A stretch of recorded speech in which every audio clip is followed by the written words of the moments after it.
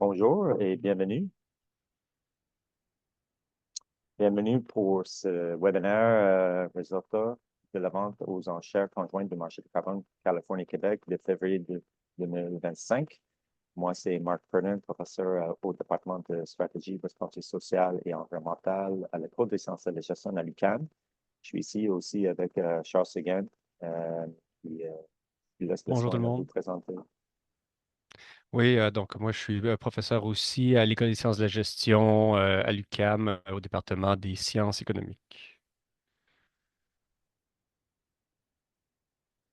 On va attendre un petit peu, peut-être 30 secondes, une minute avant de vraiment commencer. Euh, mais je pense que ça va être un webinaire assez intéressant parce qu'il y a beaucoup des enjeux politiques en jeu.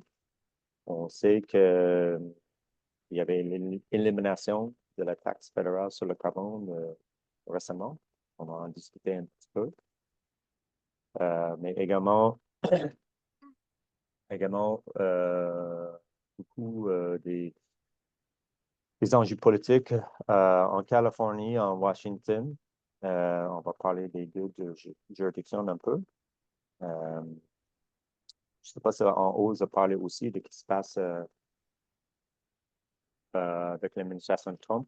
C'est peut-être pour une autre journée. On a juste un temps Oui, limité c'est ça. pour la présentation, mais on verra. On verra. Exact, ça fait beaucoup de sujets à couvrir, mais on verra comment le temps avance. On veut garder aussi peut-être un peu de temps pour les questions que les gens pourraient avoir à la fin. Excellent. Donc, je vais commencer juste pour aussi souligner, on va redémarrer le processus de publier nos webinaires sur le canal YouTube de la chaire sur la décarbonisation. Euh, donc, voilà. Donc, on commence. Très bien. Bon, ben, merci beaucoup tout le monde d'être là. Évidemment, on a une série là, depuis longtemps où on tente de faire des retours sur les enchères qui se produisent à tous les 3 mois pour le marché du carbone Québec-Californie. La dernière enchère là, a eu lieu il y a un mois et demi à peu près, à la mi-février dernier. Donc, on va parler des résultats de cette enchère-là. Il s'adonne aussi que depuis cette enchère-là, il y a eu une enchère dans le marché de l'État de Washington le mois dernier. Puis on s'intéresse en particulier aux enchères dans l'État de Washington parce que l'État de Washington a manifesté là, son intérêt à rejoindre le Québec et la Californie. Donc on voit ici des nouvelles. Il y a des discussions qui sont en cours parce que ça prend certaines mesures là, d'harmonisation. Dans les systèmes, ce qui est anticipé pour l'instant, c'est que bon, les démarches sont en cours en ce moment, puis que de façon réaliste, on pourrait imaginer des premières enchères conjointes en 2027.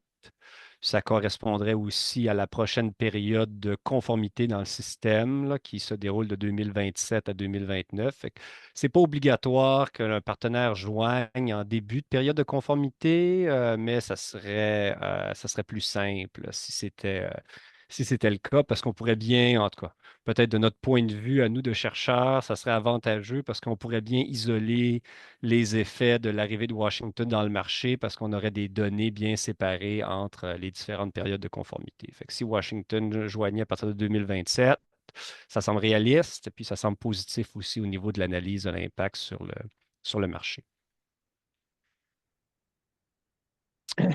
Juste pour donner un peu une idée de la taille relative des joueurs, hein, parce qu'il faut toujours rappeler que dans le partenariat Québec-Californie, le Québec, c'est le petit joueur, avec à peu près un sixième des émissions de la Californie. Donc, combiné ensemble, on est à peu près un septième du marché. Puis, si Washington se joignait, Washington, c'est une juridiction avec des émissions comparables à celles du Québec, un peu plus élevées. C'est quand même une économie qui a des similarités au sens où il y a beaucoup d'hydroélectricité, dans la production d'électricité là, dans l'État de Washington, ce qui fait en sorte qu'ils n'ont pas nécessairement les opportunités de réduction à faible coût que la Californie avait. Alors, à ce sens-là, ils ressemblent un peu au Québec, mais évidemment, euh, c'est quand même une juridiction qui a des émissions per capita plus élevées que le Québec, puis des émissions par dollar de PIB un peu similaires, si on veut. Les objectifs, on voit que les objectifs à l'horizon 2030 sont dans les mêmes eaux, un peu plus ambitieux pour la Californie et l'État de Washington, mais dans les mêmes eaux que les objectifs du gouvernement du Québec.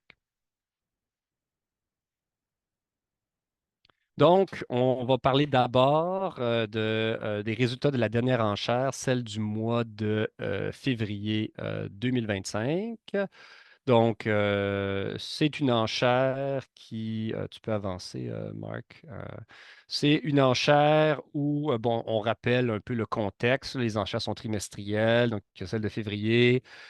C'est toujours à la mi-février. Il y en a une à la mi-mai, à la mi-août et à la mi-novembre. Donc, c'est les quatre moments dans l'année. C'est des enchères avec prix plancher. Il y a de la location gratuite qui se fait à l'extérieur de l'enchère, puis il y a des gens qui se font allouer des permis qui doivent les racheter à l'enchère. On va voir là, certaines de ces catégories-là plus tard. On voit là, les plafonds conjoints Québec-Californie, comment le système a été designé. C'est que les plafonds diminuent graduellement à travers le temps. Puis ça, c'est un analogue à ce qu'on avait dans le système fédéral de taxation du carbone où la taxe montait graduellement à travers le temps. En plus, sur ce graphique-là, on a les périodes de conformité qui sont indiquées. Fait que les périodes de conformité, c'est des périodes sur lesquelles on fait la somme des émissions des émetteurs, puis les émetteurs doivent montrer qu'ils détiennent les droits suffisants pour couvrir leurs émissions, pas sur une base annuelle, mais sur une base triannuelle, donc l'ensemble de la période de conformité. Donc en ce moment, on est dans la cinquième période de conformité, on est au milieu de cette période-là en 2025, puis on va commencer la sixième en 2027. Vous voyez la hausse qu'il y a eu du plafond des émissions de 2014 à 2015. Ça, évidemment, on rappelle, c'était que c'était seulement les émetteurs industriels qui étaient couverts jusqu'à 2014. Puis à partir de 2015, on a eu les distributeurs de combustibles fossiles qui sont devenus couverts aussi. Donc, ça a augmenté la couverture du système. Donc, évidemment, on a augmenté euh, les plafonds d'émissions. OK, donc les résultats qu'on voit, dollar américain, dollar canadien. Donc, ce qu'on voit, c'est que le prix plancher n'a pas été contraignant. La demande était suffisamment forte pour que le prix soit au-dessus du plancher, mais l'écart avec le plancher s'est quand même resserré par rapport à ce qu'on avait observé dans les enchères précédentes. Et pourquoi il s'est resserré? On a deux éléments. On va voir là, dans un instant, la prochaine diapo, que le prix est en baisse par rapport à ce qu'on a observé dans les derniers mois. En fait, le prix est le plus bas des deux dernières années. Là. La dernière fois, pour retrouver un prix aussi bas, il faut remonter à février 2023. Donc ça, c'est une dimension. L'autre dimension, c'est qu'on voit aussi dans ce graphique-là, le prix plancher conjoint est en augmentation parce qu'à chaque début de nouvelle année, on applique la règle du 5% plus inflation pour déterminer le nouveau prix plancher. Puis évidemment, dans les dernières années, l'inflation a été importante, donc les prix planchers ont connu des augmentations quand même importantes. Mais néanmoins, si on prend un plus long horizon, on voit que, sauf pour les années 2023 et 2024, là, le prix qu'on observe à cette enchère du mois de février à 41,50 canadiens est plus haut que tous les prix qui avaient été observés là, jusqu'au début de 2023. Fait que, il y a eu une diminution. On va parler des facteurs qui peuvent être associés à cette diminution-là. Je pense qu'un facteur important, on voit euh, la diminution qu'il y a eu au cours de l'année 2023. Ça, c'est associé au ralentissement économique qu'on a connu. On se rappelle, il y avait des pressions inflationnistes, puis les banques centrales ont augmenté les taux directeurs à partir là, de l'été 2023 pour ralentir l'économie. Puis ce ralentissement économique-là est associé à une baisse de demande pour les produits qui génèrent des émissions de gaz à effet de serre, donc une baisse de demande pour les permis pour émettre des gaz à effet de serre. Il y avait une certaine stabilisation au courant de 2024. Là, on est retourné au creux un peu du début de 2023. Il y a des inquiétudes un peu avec ce qui se passe aux États-Unis, puis notamment en Californie. On va voir, là, le Québec a publié récemment un avis de marché sur les modifications qu'il voulait apporter au système de plafonnement et d'échange pour les années à venir. Puis la Californie était censée faire de même en 2024, mais ça a été retardé. Si tu avances, oui, ici, ce qu'on voit sur le deuxième graphique, c'est les prix du millésime futur. Qu'est-ce que ça veut dire, ça? Ça veut dire ce qu'on voyait dans le premier graphique, c'était les prix pour les permis qui étaient valides à partir de l'année 2025, donc ce qu'on appelle le millésime courant.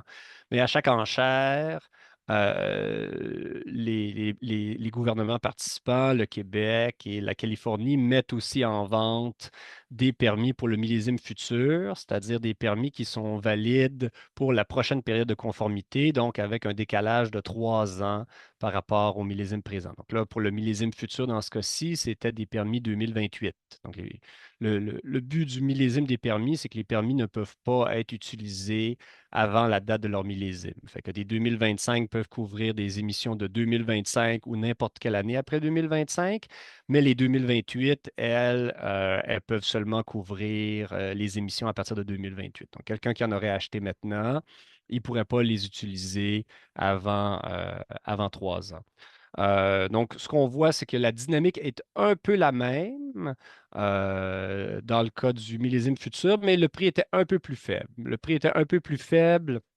euh, Peut-être à cause de l'incertitude dans le marché. Habituellement, on s'attend des fois à, si les anticipations sont qu'il y aura beaucoup de rareté des permis dans le futur, à ce que le prix soit plus fort.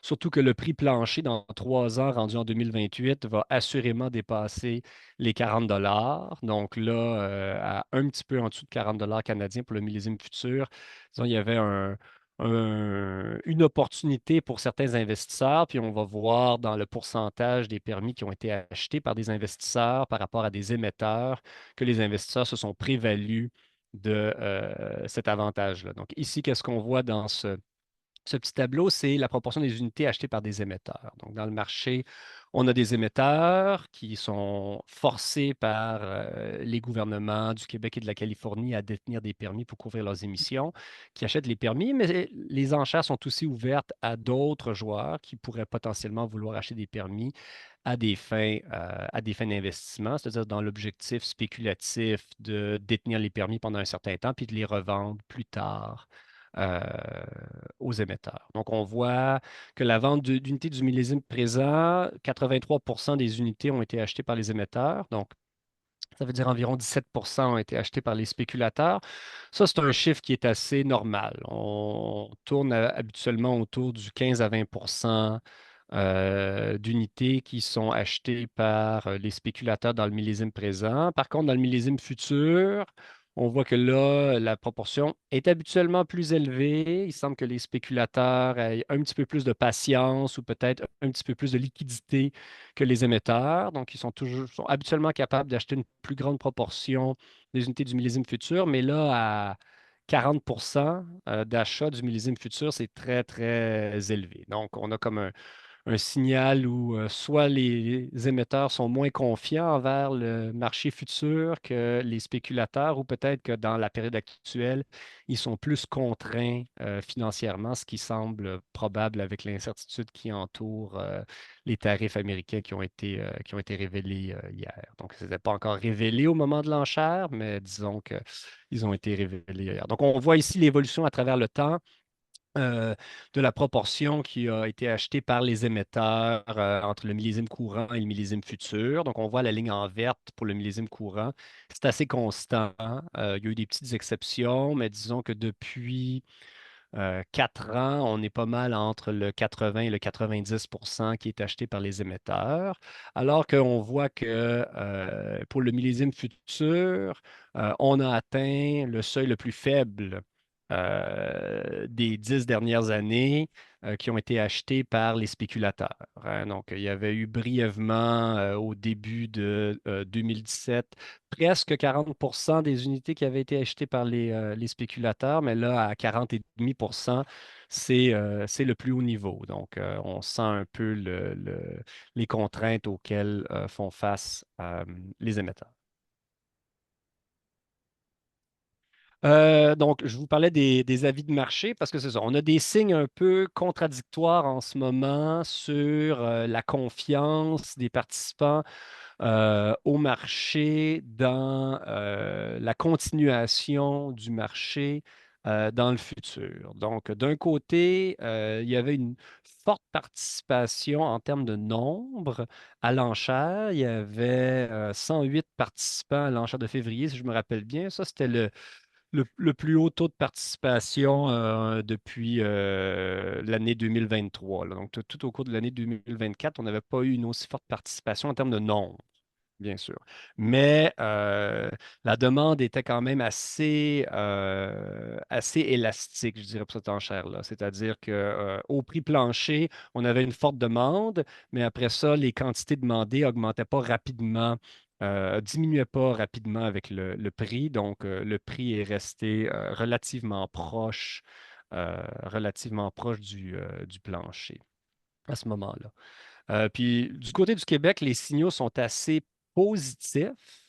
Donc, en octobre dernier, le gouvernement avait publié ce qu'ils appellent un avis de marché pour annoncer qu'ils allaient bientôt faire des consultations sur des modifications potentielles au SPED. Puis ça, c'est des modifications. Plusieurs de ces modifications-là avaient été suggérées au mois d'août dans un rapport publié par le Comité consultatif sur les changements climatiques, sur l'évaluation du SPED.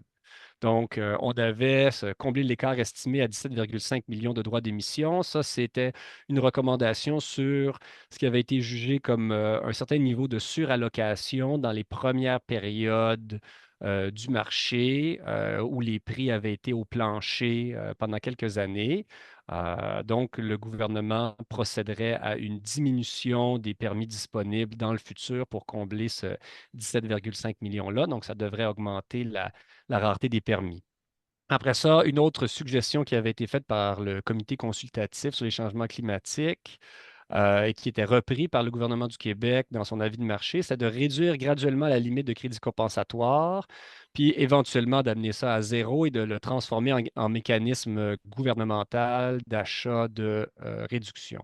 Donc, en ce moment, dans le marché, les émetteurs assujettis, ils peuvent couvrir jusqu'à 8 de leurs émissions pour les émetteurs québécois par des crédits compensatoires, c'est-à-dire des crédits qui ont été donnés parce que des réductions d'émissions ont été faites dans des secteurs autres qui sont non visés par le marché lui-même. Et 80 de ces crédits compensatoires sont faits dans le secteur forestier américain.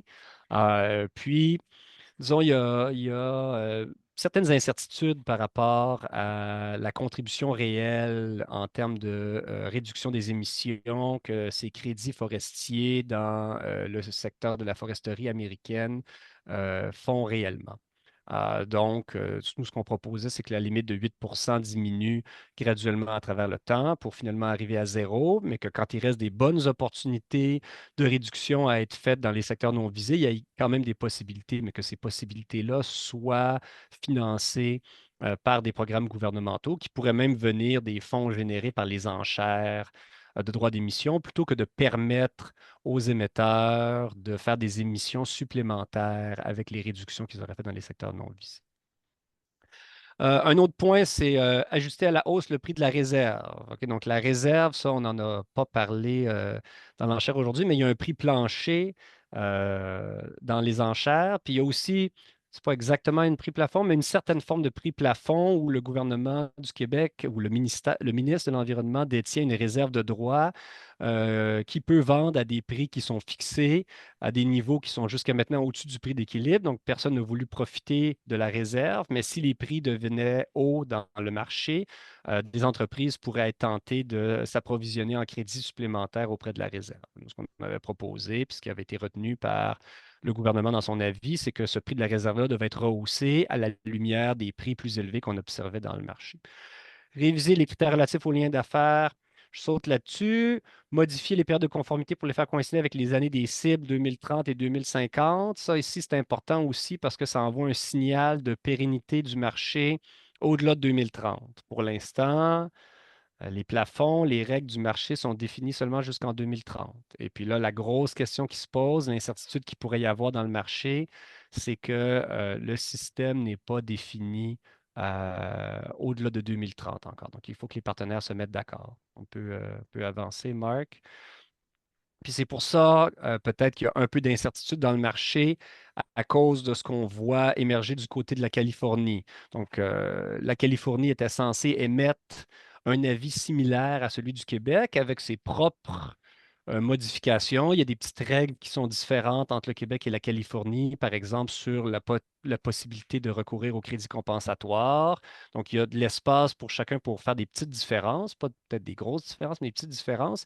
Puis là, de mois en mois, le California Air Resource Board, qui est l'entité qui s'occupe du marché du carbone du côté californien, repousse la date de son avis. Donc, au début, on disait avant la fin de 2024, après ça, on disait début 2025, puis on disait mi-2025, puis finalement, aujourd'hui, le langage qui est utilisé, c'est pendant l'année 2025. Donc ça, le fait qu'on repousse la mise en place des nouvelles règles, ben, ça crée de l'incertitude dans le marché, ça a amené notamment sur le Intercontinental Exchange, la plateforme boursière où sont échangés la plupart des produits dérivés en lien avec les droits d'émission. Ça a amené de la diminution de la valeur de ces produits dérivés-là à chaque annonce des reports du côté du CARB. Puis il y avait quelques nouvelles aussi qui étaient moins encourageantes de ce côté-là. Par exemple, il y avait eu une législation préliminaire qui avait été mise en place à l'Assemblée législative de la Californie pour étendre le système au-delà de 2030.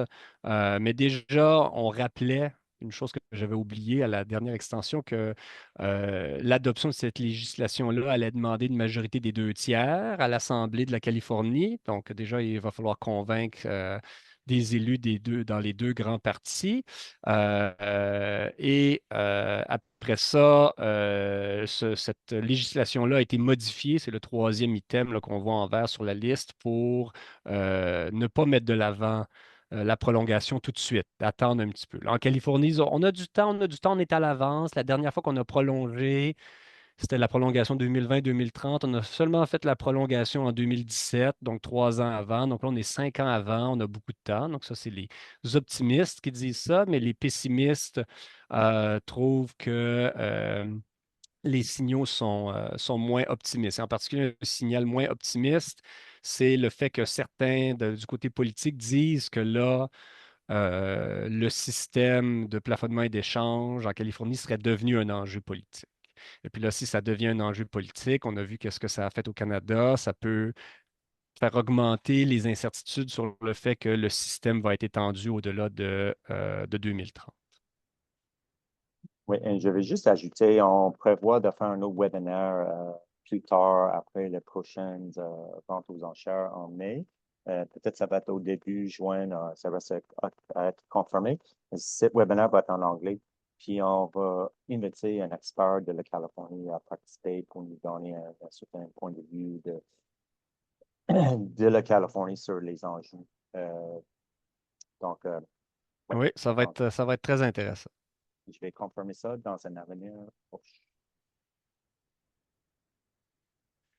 Alors là, ce qui s'est passé dans l'État de Washington, on n'est pas du tout dans la même dynamique que ce qu'on a vécu dans le système Québec-Californie. Donc, on rappelle, dans Québec-Californie, On avait eu une hausse au cours de 2023, une légère baisse en 2024, puis là, on est à des plus bas niveaux qu'on a observés depuis 2023. Puis dans l'État de Washington, on est un peu dans une autre dynamique parce que 2024, il y avait eu des baisses très importantes parce qu'il y avait une incertitude sur la survie du système. Le système avait été soumis son élimination avait été soumise à un référendum d'initiative populaire lors de la dernière élection générale américaine, puis la composante locale dans l'État de Washington.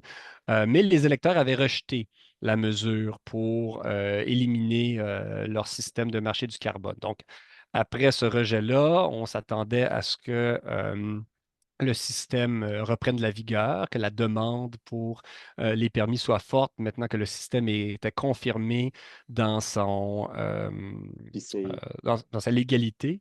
c'est drôle parce que c'est la même journée avec les élections fédérales américaines. Donc, c'est la même journée on a accueilli Trump à la présidence, mais à Washington, il y avait cette vote de maintenir le marché du carbone, le Cap and Invest programme. On a aussi fait un webinaire en novembre passé, puis je vais chercher d'utiliser ce webinaire aussi sur les canaux de l'achat. Puis on voit les différences de prix. C'est-à-dire que là, les unités du millésime présent dans le marché de Washington, on est au double de leur prix plancher. Bon, c'est sûr que leur prix plancher, peut-être Non, il est assez similaire en fait au prix plancher qu'on retrouvait dans l'enchère Québec-Californie, mais c'est juste que le prix de vente final était beaucoup plus élevé. On se rappelle, Québec-Californie en novembre, c'était 41,53 canadiens, puis là, on est à 71,50 en dollars canadiens. Donc, on est à quelque chose qui est peu près, disons, pas le double, mais 80 plus élevé comme prix que ce qu'on a observé dans le marché Québec-Californie. Fait qu'évidemment, à partir du moment où le prix final dépasse le prix plancher, ça, c'est le signal que tous les droits ont été vendus. Donc, on s'approche vraiment beaucoup du prix de la réserve qu'ils ont là-bas. Donc, le prix de la réserve dont on recommandait, je dis nous parce que je suis au comité consultatif sur les changements climatiques, pardon, mais dont le comité consultatif sur les changements climatiques recommandait le rehaussement que le gouvernement du Québec est en train de considérer à rehausser. Ben, dans l'État de Washington, eux, ils s'approchent de leur, euh, leur prix de la réserve. Puis ils ont déjà eu recours à la réserve en octobre dernier. Donc, ils ont déjà commencé à augmenter le nombre de crédits en circulation. Donc, il y a beaucoup de demandes, il y a beaucoup de confiance dans le marché en ce moment en Californie. Je pense, as-tu le graphique après sur les prix à la prochaine page, Marc? Oui, c'est ça. Donc, on voit une petite comparaison des prix en dollars canadiens pour le marché Québec-Californie en vert, puis le marché de Washington en bleu. Donc, le marché de Washington, dès le départ, on voit que les prix étaient plus élevés quand il a commencé à la fin de 2022. Les prix étaient plus élevés que Québec-Californie. Puis, comme je dis, c'était à s'y attendre parce qu'il y a beaucoup de production d'hydroélectricité dans Washington, donc pas les réductions à faible coût qui sont disponibles dans le secteur de l'électricité, comme c'était le cas en Californie. Les prix ont connu une hausse au début en 2023, puis après ça, en 2024, on a vu que les prix ont descendu. Il y avait le ralentissement économique et surtout l'incertitude là-bas due au référendum pour éliminer le système. Et là, les prix ont rebondi de façon importante. Fait que qu'est-ce que ça nous dit, ça, sur le potentiel impact d'une liaison Québec-Californie-Washington? Ça nous dit que si Washington rejoint le tandem Québec-Californie, le Québec va avoir de la compétition pour l'importation de crédits californiens. Parce qu'en ce moment, au Québec, on est un importateur important de crédits californiens, c'est-à-dire qu'il y a plus de réduction d'émissions de gaz à effet de serre qui sont faites en Californie. Puis le surplus de permis permet aux émetteurs québécois de faire plus d'émissions. Ça, c'était relativement attendu à cause des différences dans le secteur de la production d'électricité comme j'ai expliqué précédemment. Mais comme Washington ressemble beaucoup au Québec dans sa production d'électricité, puis on voit que les prix sont très élevés quand Washington est seul dans son système, ben, si les systèmes se combinent, Washington aussi va devenir un importateur de crédit californien. Ça va faire monter les prix dans le système. Ça va faire en sorte que le Québec va trouver ça plus coûteux, puis les émetteurs vont sans doute devoir faire plus ou ça va être dans leur intérêt aux émetteurs québécois de faire plus de réductions sur le territoire du Québec si Washington venait à rejoindre le Québec et la Californie. Ah, nos petites nouvelles sur la situation fédérale, hein, disons, où les impacts se sont manifestés sur les prix à la pompe à partir de mardi cette semaine à travers le Canada et évidemment pas au Québec. Donc, on rappelle que le nouveau premier ministre fédéral, Mark Carney, au mois de mars, avait annoncé la suspension. Là, j'avais vérifié, là, puis on n'a pas, je pense, techniquement la redevance fédérale sur les combustibles n'est pas annulée, mais elle a été établie au niveau de 0 $ la tonne de carbone. Fait qu'évidemment, la mettre à 0 $, ça ressemble beaucoup à l'annuler, mais probablement que c'était plus simple au niveau administratif là, de changer le niveau de la tarification plutôt que de faire une annulation. Puis c'est pour ça que la mesure est entrée en vigueur le 1er avril parce que depuis le début de la taxation fédérale carbone sur les combustibles, ben, la taxe est entrée en vigueur le 1er avril 2019, puis elle augmentait à chaque 1er avril depuis. Donc, ce qui était prévu, c'est que le 1er avril dernier, 2025, la taxe augmente de 80 à 95 la tonne de GES, mais au lieu de ça, elle est passée de 80 à 0 $ la tonne. Puis à 80 la tonne, on estimait que l'impact sur un litre d'essence est à peu près de 18 cents, 18-19 cents entre les deux. Et on a observé, là, ça s'est pas fait tout le 1er avril, mais disons avec 2, 3 jours de recul maintenant, on a observé que les prix à travers le Canada ont généralement diminué de quelque chose d'autour de 20 cents. Donc, on a vraiment vu que la diminution de la taxe s'est complètement transmise en diminution de prix de l'essence. Mais bien sûr, ce qu'il faut rappeler, c'est que ce n'est pas tous les consommateurs qui vont être gagnants. Peut-être tu peux rester sur la diapo précédente, Mike. Ce n'est pas tous les consommateurs, excuse-moi, qui vont être gagnants de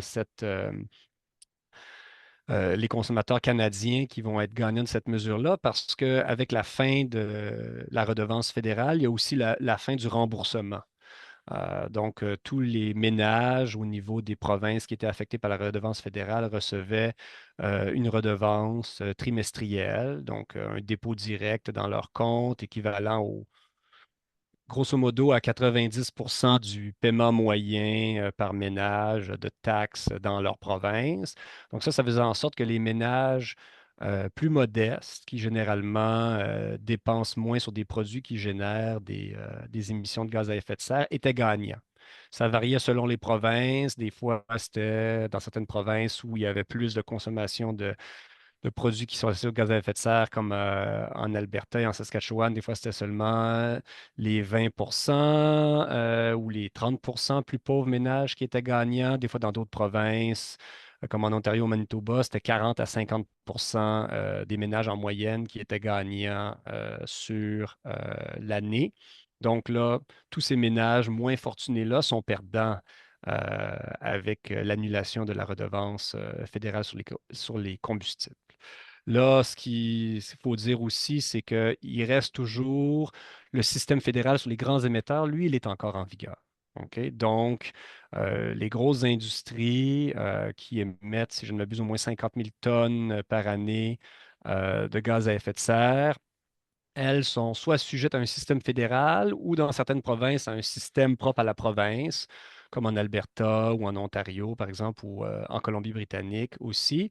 Et ces systèmes-là demeurent en place pour l'instant. Bon, le Parti conservateur du Canada a promis que s'il était élu, il allait abolir cette mesure fédérale-là, mais ce n'est pas clair qui se produirait la même chose qu'avec la redevance fédérale, c'est-à-dire que là, la province, la Colombie-Britannique, qui avait sa propre taxe carbone, eux autres aussi, ils l'ont suspendue à partir du moment de la suspension fédérale. Mais dans le secteur des grands émetteurs, c'est pas clair que toutes les provinces suspendraient leur système si le fédéral suspendait le sien. Donc, il reste un peu d'incertitude de ce côté-là. Puis évidemment, il y a toutes sortes d'autres politiques et de réglementations complémentaires là, qui sont encore en place au niveau à la fois fédéral et dans les différentes provinces canadiennes.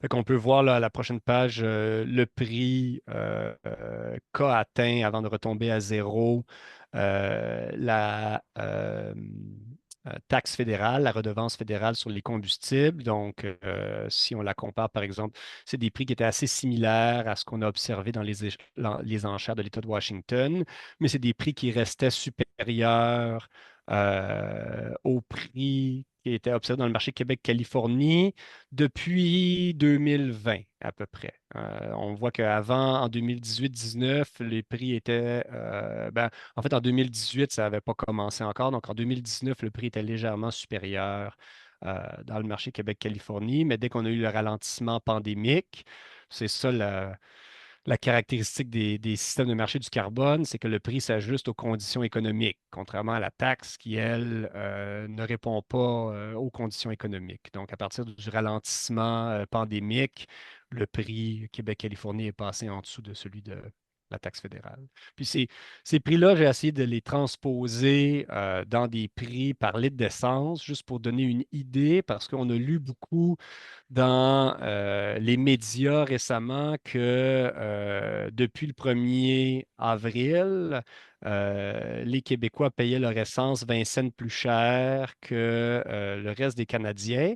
Mais ça aurait été vrai si le niveau de prix avait été le même au Québec que celui de la taxe fédérale. Et ce n'était pas le cas. Et puis là, ce qu'on voit ici dans les, euh, les données, c'est qu'en 2019, quand la taxe fédérale a été introduite, les deux systèmes avaient à peu près le même impact sur le prix de l'essence, ou à peu près 5 cents par litre d'essence. Puis qu'on voit qu'à travers les années, l'impact fédéral, à partir de 2020, a été de façon constante plus élevé que l'impact provincial, avec un écart qui atteignait un maximum dans les 2 dernières années de 6 cents, hein, où l'impact fédéral était 6 cents plus élevé que l'impact du système de plafonnement et d'échange au Québec. Et avec les chiffres de prix qu'on a de la dernière enchère, ben, en ce moment, on estime que l'impact du système de marché du carbone au Québec fait augmenter le prix de l'essence d'environ 10 cents. Donc, on ne peut pas dire qu'on paye 20 cents de plus que ce que les gens payent dans les autres provinces, parce qu'avant, dans les autres provinces, l'impact de la tarification sur le carbone était plus grand. Il a été plus grand pendant 5 ans dans les autres provinces qu'au Québec. Puis là, on est passé à un impact plus petit au Québec. Puis l'écart dans la dimension tarification du carbone en ce moment est à peu près 10 cents entre le Québec et les autres provinces. Mais évidemment, la tarification carbone, c'est juste une petite partie de ce qui rentre en ligne de compte quand on regarde le prix de l'essence. Donc, si on va à la prochaine diapo, on a d'autres composantes du prix de l'essence dans une étude là, que Marc avait publiée avec un collègue avec des données de 2022, mais les données de 2025 sont quand même très, très similaires à ces données-là, qui regardaient l'impact de la tarification carbone et fédérale versus provinciale. Donc, on voit que le fédéral, c'était un peu plus élevé en 2022 que le Québec, mais il y a d'autres dimensions aussi, comme par exemple, le Québec met habituellement relativement plus de taxes, à 19 cents,2 de taxes provinciales par litre d'essence que la plupart des autres provinces, hein. Donc, on voit que les plus élevés, c'est comme la Nouvelle-Écosse à 15 cents et demi, puis on a quelques provinces comme la Colombie-Britannique, puis Terre-Neuve et Labrador à 14 cents et demi. L'Ontario, là, ça a beaucoup diminué. Peut-être qu'une province, puis peut-être qu'on sent la différence euh, avec la frontière commune qu'on a avec l'Ontario, c'est que là, en 2022, la taxe provinciale sur l'essence en Ontario était à 14,7 cents, puis là, aujourd'hui, en 2025, est à seulement 9 cents. Fait que l'Ontario a beaucoup diminué sa taxe sur l'essence. Il reste que d'un point de vue économique, les économistes diraient que dans une situation où tous les gouvernements provinciaux et le gouvernement fédéral en ce moment ont des gros déficits, diminuer la taxe sur l'essence, probablement une des pires taxes à diminuer parce que la taxe sur l'essence génère très peu de distorsion dans l'économie.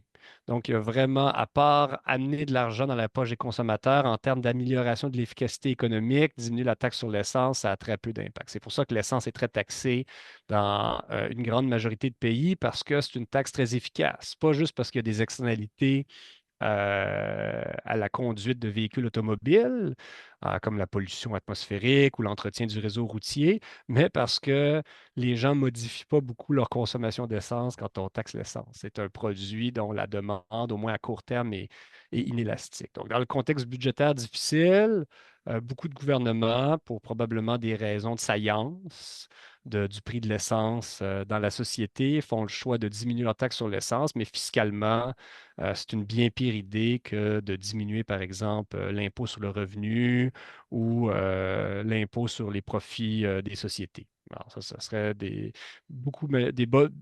bien meilleures façons de diminuer les taxes et impôts que de diminuer la taxe sur l'essence.